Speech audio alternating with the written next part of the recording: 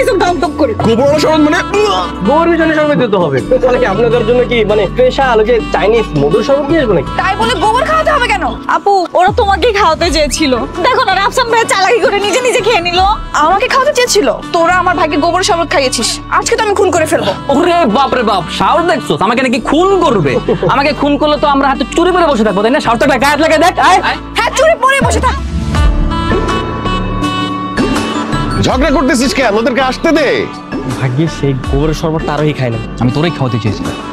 আরোহী, এই ব্রিজ দুটো এদিকে আসতেছে কেন? ওদের কি নতুন কোনো ফোন দিয়ে আসছে আবার? আসতে দাও, দেখতেছি। বেঞ্চ ভালো পানি নিয়ে আসছি, আপনার ভাইকে দেন একটু কুলকুচি করতে বলেন। ইবলিসদের বিশ্বাস করা যায়, তারপর এদেরকে বিশ্বাস করা যায়। ভুলোই পানি ধরবা না। বেঞ্চ এটা খাবার পানি, ভালো পানি নেন। তোমাদের উপর বিশ্বাস নাই? এটার মধ্যে বোধহয় গরুর মূত্র মিশিয়ে নিয়ে আসছে এবার। পানি নিয়ে এসছি তো, সেটাকে মূত্র বলতেছে। আজকে যদি ঠিকই মূত্র আনতাম, মূত্রটাই খেত। মানে কত বড় বিজ্ঞানী যে দেখেই বলতে পারে কোনটা পানি আর কোনটা মূত্র।